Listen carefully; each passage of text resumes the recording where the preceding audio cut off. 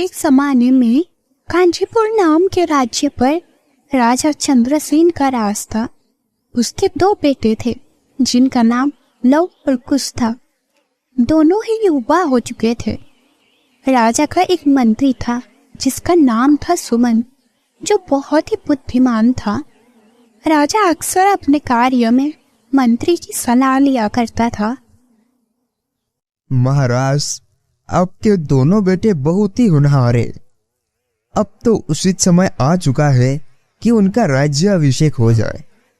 जी मंत्री जी, मैं भी इसी बारे में ही सोच रहा था। आप जो कहना चाहते हैं मैं समझ चुका हूँ। लगता है महाराज दोनों में से किसका राज तिलक करना है यह निर्णय आप कर चुके हैं। चाहे आप किसी का भी राज तिलक करें, दोनों तो आपके ही बेटे हैं। परंतु दोनों में बुद्धिमानी एक समान नहीं है। कुश में राजा बनने की सारी योग्यताएं है, वही लव बहुत ही ज्यादा शांत स्वभाव का है। इसलिए मैंने कुश को ही राज्य का कार्यभार सौंपने का फैसला किया है, क्योंकि लव में राजा बनने की योग्यता नहीं है, ऐसा मेरा मानना है। परंतु महाराज, असली बात तो यह है कि मंत्री कुछ कहना चाहता था, परंतु वो बात को बदल देता है और कहने लगा, नहीं नहीं, आपने तो बहुत ही सोच समझकर फैसला लिया होगा।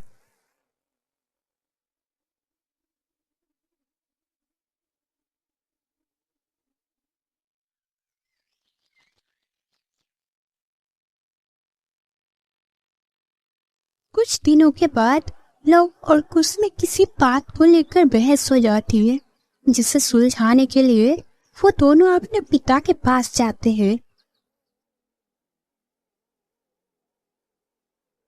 पिताजी, हम दोनों के बीच एक विवाद हो गया है। अच्छा, क्या विवाद है? जरा विस्तार से बताओ, मैं अभी फैसला कर देता हूँ। पिताजी, हमारे राज्य में कई लोग बहुत ही गरीब हैं। उनके पास खाने के लिए अनाज भी नहीं है। तो ऐसे में उनकी भूख मिटाने के लिए कुछ योजनाएं बनाई जानी चाहिए। इससे न सिर्फ उनकी भूख मिटेगी, बल्कि लोगों में महाराज का सम्मान और भी ज्यादा बढ़ जाएगा। यह योजना गलत है पिताजी। यदि कोई समस्या आ जाए तो उस समस्या की जड़ क्या है यह जानकर उसका कोई पक्का उपाय करना चाहिए। इस तरह की आहिस्ता योजना बनाने से समय समय पर वो समस्या फिर से आती रहेगी।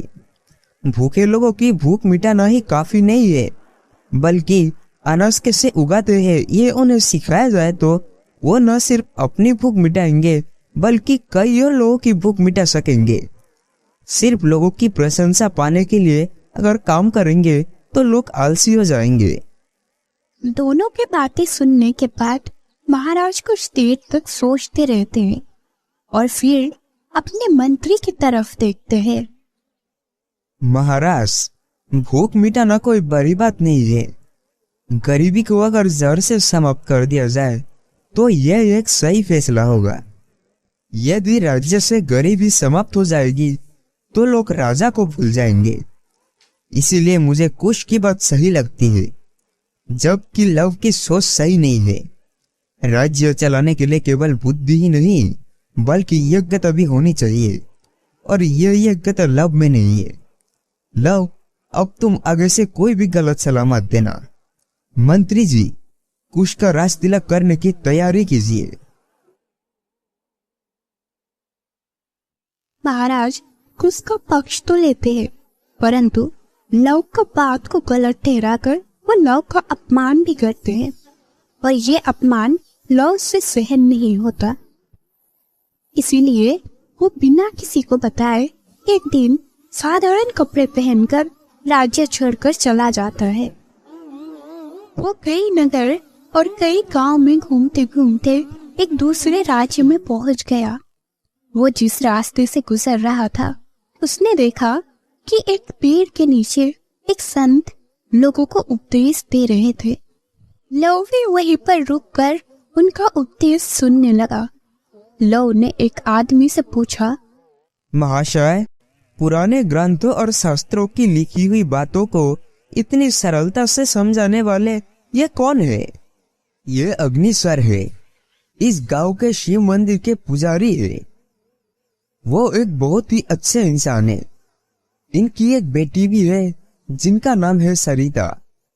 ये जिसे भी अपनी बेटी की शादी करना चाहते हैं वो उनकी बेटी को पसंद नहीं आता। चाहे कितना भी समझा लो उनकी बेटी मानती ही नहीं। यही कारण है कि ये अक्सर दुखी रहते हैं। कथा समाप्त होते ही लव अग्निसर के पास जाता है और कहने लगा, गुरुजी, आपने जो कथा सुनाई है उससे मेरे कई संदेह दूर हो गई है। अभी तक मैं सोच रहा था कि एक सन्यासी बन जाऊं तो मेरे मन को शांति मिल जाएगी, परंतु अब समझ में आ गया है कि संसार में रहते हुए भी शांति को प्राप्त किया जा सकता है। इसके लिए मैं आपको धन्यवाद देता हूँ। लव की बातें सुनकर अग्निसर उससे बहुत ही प्रभावित हुआ और वो लव को पसंद करने लगे। बेटे, तुम्हारा नाम क्या है? तुम्हारे माता पिता कौन है और तुम कहाँ से आए हो? लव ने सच्चाई को छुपाते हुए कहा, गुरुजी, मेरा नाम अर्पण है। बस मुझे इतना ही मालूम है। मैं बचपन से ही बिना माँ बाप के रहा हूँ। इससे ज्यादा मैं अपने बारे में कुछ नहीं जानता। अगर तुम्हारा इस दुनिया में कोई नहीं है तो तुम मेरे घर पर आकर रह सकते हो। अर्पण उनका न्योता स्वीकार कर लेते हैं और उनके घर पर चला गया। उनके घर पर उनकी बेटी सरिता, जिसे कभी कोई पुरुष अच्छा नहीं लगता था, अर्पण को देखकर वो बहुत ही प्रभावित हुई।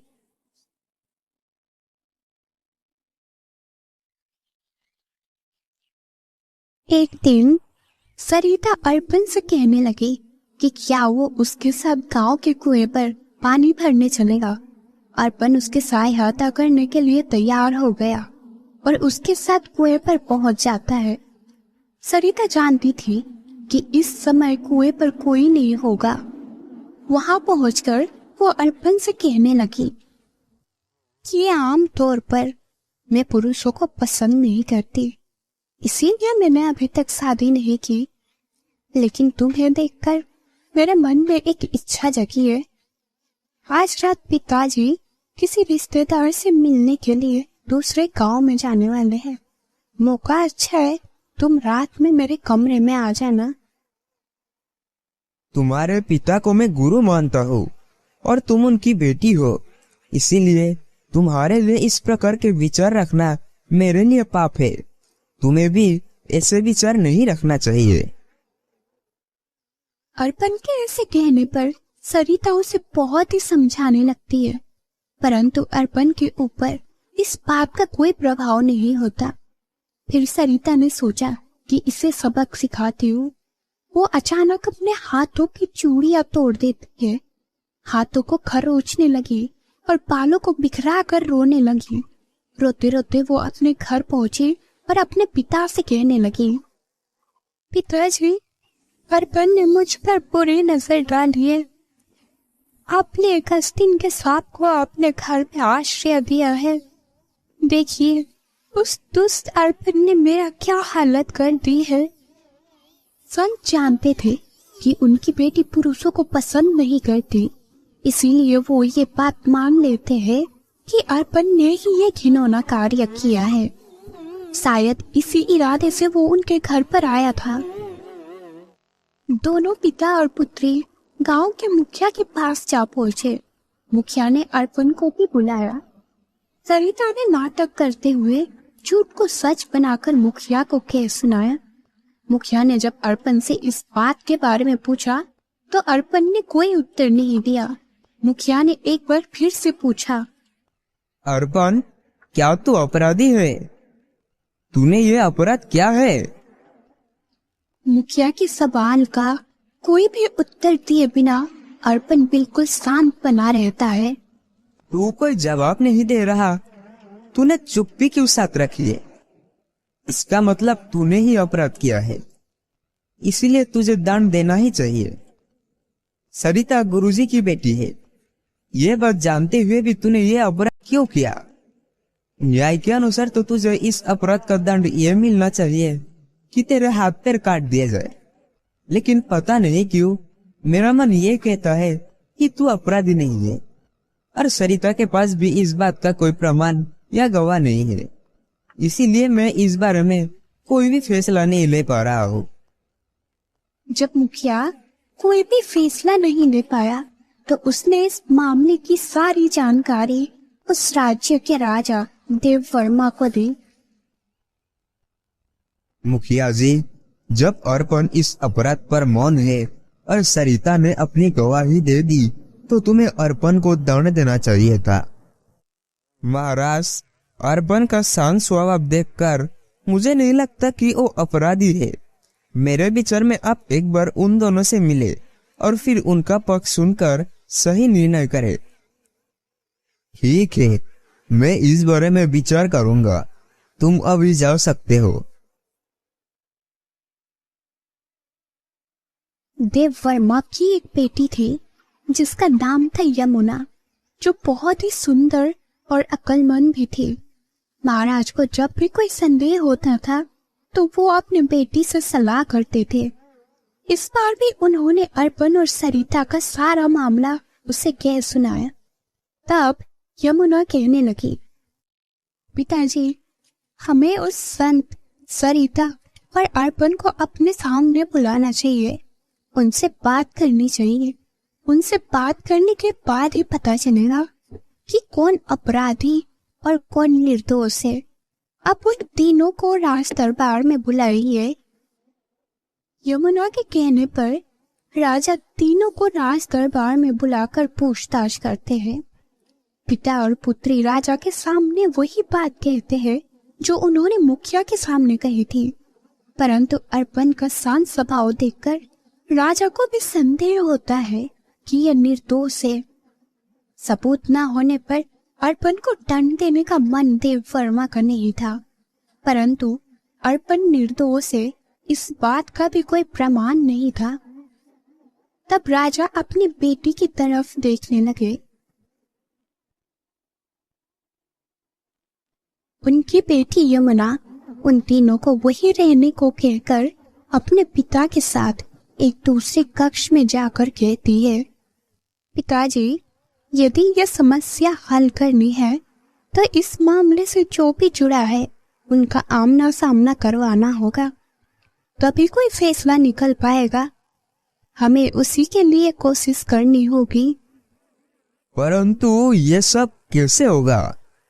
अब ये सब मुझ पर छोड़ दीजिए पिताजी। आप उनसे कहिए कि फैसला सुनाने में 2 दिन का समय लगेगा, बाकी का व्यवस्था मैं कर लूंगी। ये कहकर यमुना मुस्कुराने लगी। फिर यमुना के आदेश के अनुसार सरिता और अर्पण को राजमहल में ही 2 अलग अलग कमरे में ठहरा दिया गया। दोनों ही कमरे एक दूसरे के बिल्कुल पास ही थे।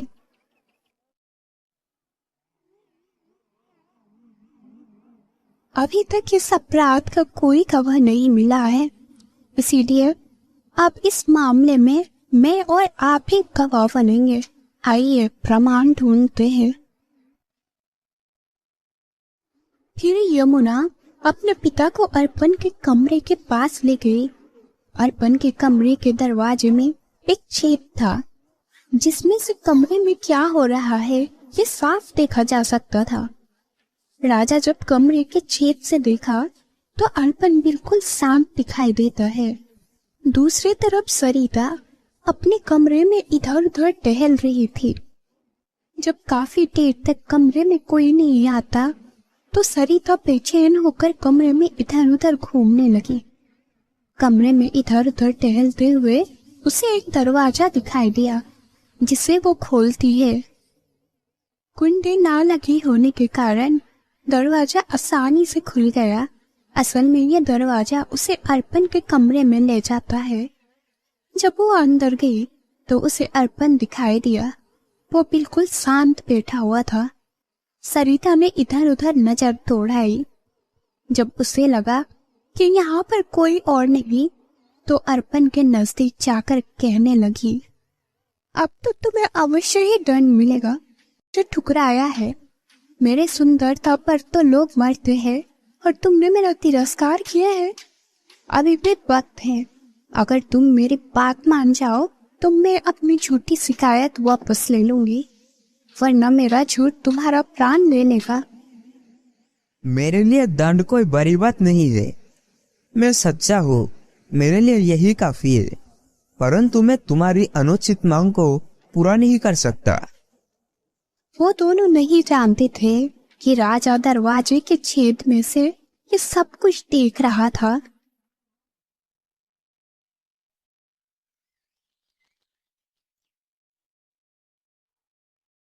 अगले दिन देव वर्मा सबको राज दरबार में बुलाकर कहने लगा, सरिता, तुम एक कुटिल और दुष्ट लड़की हो, जबकि अर्पण बिल्कुल निर्दोष है। सरिता की इच्छा जब अर्पण ने पूरी नहीं की, तब इस पर झूठा आरोप लगाकर इसकी शिकायत की। होना तो यह चाहिए कि सरिता को दंड दिया जाए, परंतु सरिता के पिता को देखते हुए हम सिर्फ तुम्हें चेतावनी देकर छोड़ रहे हैं, और साथ ही अर्पण को अपराध मुक्त किया जाता है। राजा ने पिता और पुत्री को जाने दिया, जबकि अर्पण को अपना अतिथि बना लिया। वो अर्पण को बहुत ही पसंद करते थे और अपने बेटी का शादी अर्पण से ही करना चाहते थे। पहले तो अर्पण ने यह प्रस्ताव अस्वीकार कर दिया, परंतु जब उसे पता चला कि यमुना की वजह से ही वो निर्दोष साबित हुआ है, तो वो शादी के लिए तैयार हो गया। इसके बाद उनके धूमधाम से शादी कर दी गई। शादी के बाद लव ने राजा देव वर्मा को अपना सच्चाई बताई। मैं एक राजपुत्र हूँ, परंतु अपने पिता के व्यवहार के कारण अपना राज्य छोड़कर यहाँ पर आ गया। तुम चाहे एक राजपुत्र हो या एक साधारण मनुष्य, अब इस बात का कोई महत्व नहीं है। आज के बाद तुम ही मेरे उत्तराधिकारी हो। मेरे बाद इस राज्य को तुम ही संभालोगे। मुझे खुशी है कि तुम जैसा समझदार व्यक्ति मेरी बेटी का पति और इस राज्य का होने वाला भावी राजा है।